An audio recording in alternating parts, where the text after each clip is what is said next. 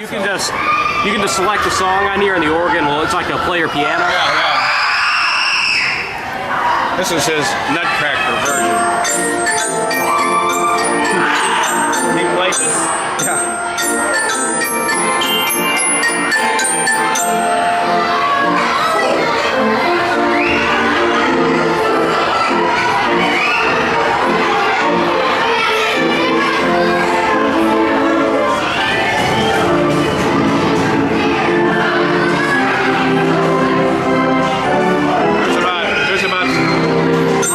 Over 500 songs in here.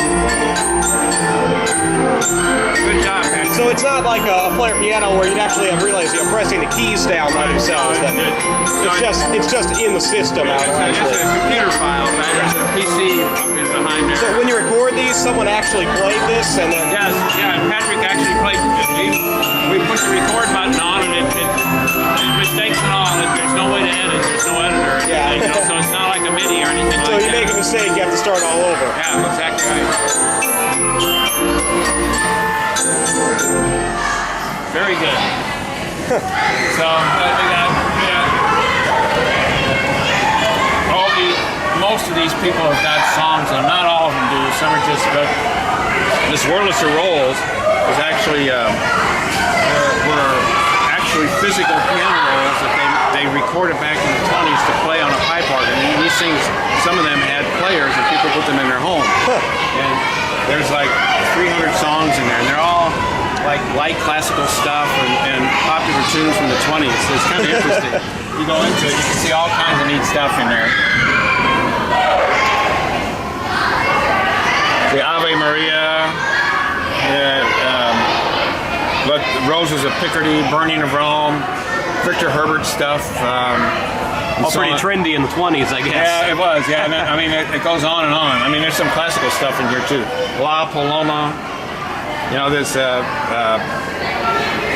And these would have been on those punch card style rolls. Actually, a big wide paper roll. Yeah.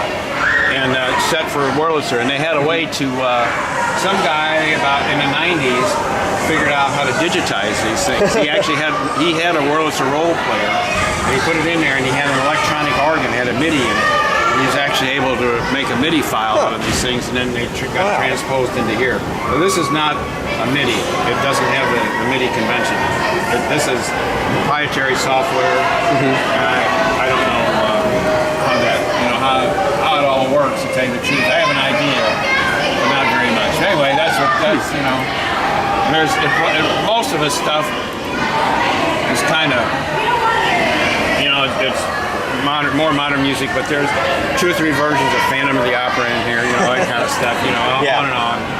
And so this is Patrick, so he has his own definition, and when we click on that, it brings up his particular push buttons, and then a few songs that we recorded in here, most of his Christmas stuff. Yeah, we never recorded Invention in F. You want to record it in here? Yeah. All right, let's do it. Yeah. And sorry, what are you recording? I'll tell you when to start. Yeah, Invention in F. Okay, I'll keep it rolling.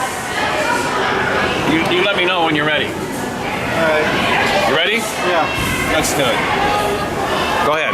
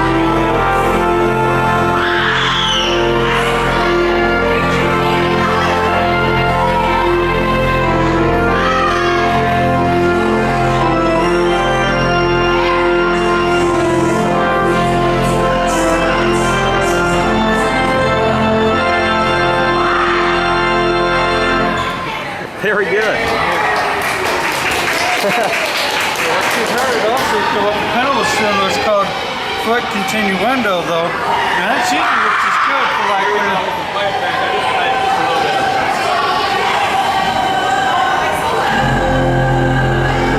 So then there you go. Wow.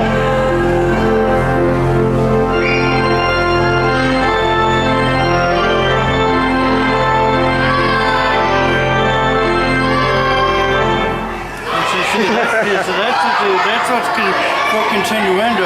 Bach did that on some of his, on the Toccata in F major and the Christian Men Rejoice. He did that though too. There were a few other composers that did that to make the organ sound like going on a bagpipe or something though. So yeah, the software is called Uniflex. Some guy, he perfected. It looks like he did it a while ago. Yeah, right. Yeah, it's on Windows 98. This version is, and it'll run on. This is Uniflex 2000, and there's a Uniflex 3000 that'll run on Windows 7 or XP, a later version. Yeah. It won't run on 98. It has a few. Basically, the software is the same. The only difference is the connectivity. So that's an output board back there, where you see those lights. There's actually those are all chip boards, and inside the organ there's corresponding ones that are input boards. So all the keys go into the input, go into the computer basically, and then go through a 25-pin ribbon cable to the output boards there, and in the chamber there's an attach button too. So that's basically